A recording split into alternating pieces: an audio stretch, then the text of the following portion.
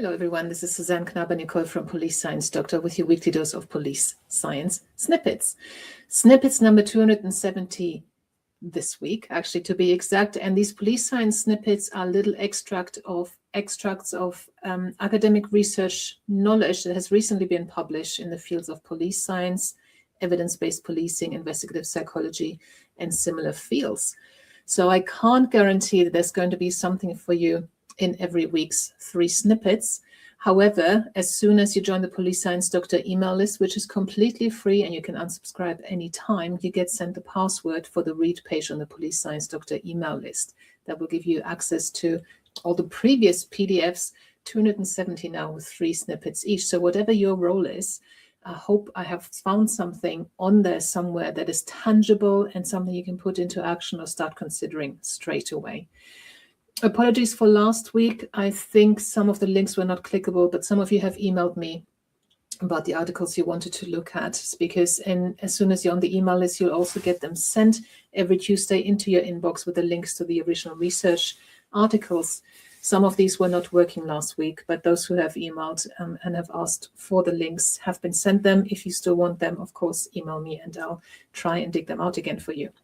So this week we have the first one is about sexual trauma research.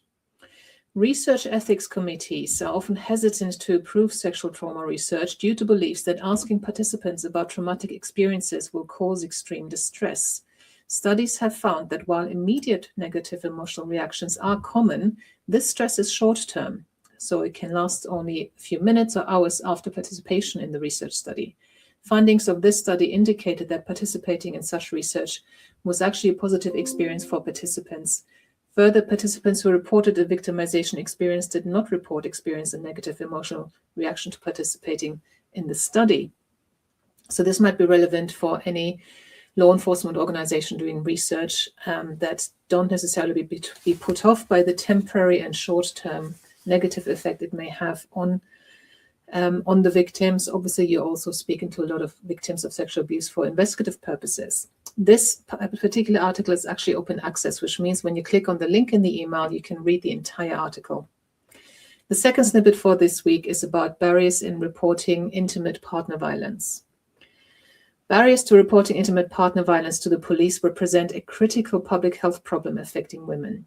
This review found reported personal barriers to formal reporting, including social isolation, shame, fear of consequences, lack of information, distrust in services, low educational level, and economic instability.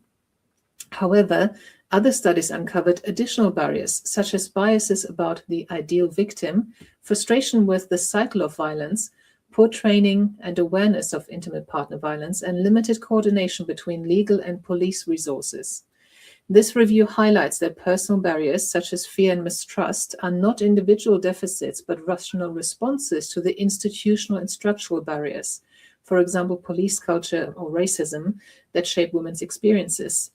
These findings call for a shift in paradigm, moving the focus from women's decisions to systemic failures. Something to discuss. The third snippet is also open access, which is great. It's about crime prevention. The proactive shift towards crime prevention and policing has faced resistance and difficulties in implementation. This study on views on crime prevention by police officers and students was generally acknowledged to be important, but other duties were considered more exciting and prioritized.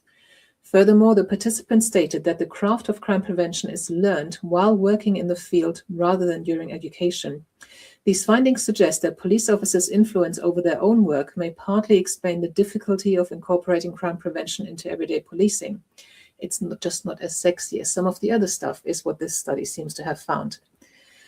Okay, these were the 3 snippets for today. Hopefully there was something in there that's relevant to you.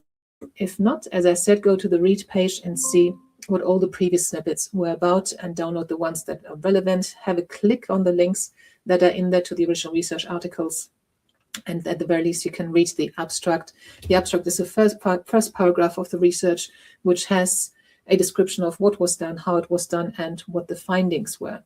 And if the article is open access, is published in an open access journal, or your organization has a subscription to the publisher, you'll be able to download the entire article. But that, I'm afraid, is out of my control. So hopefully that was interesting to you, and I'll see you again next week with 3 more snippets at the same time here on social media. And until then, stay safe and make good decisions. Thank you. Bye-bye. Thank you for watching. I hope you found this content useful. You can get access to each episode's transcript with key learning points, timestamps, and references if you get yourself onto my mailing list. Just go to the main website on policesciencedoctor.com, and on the bottom of each page you will find a sign-up form for notifications of new content.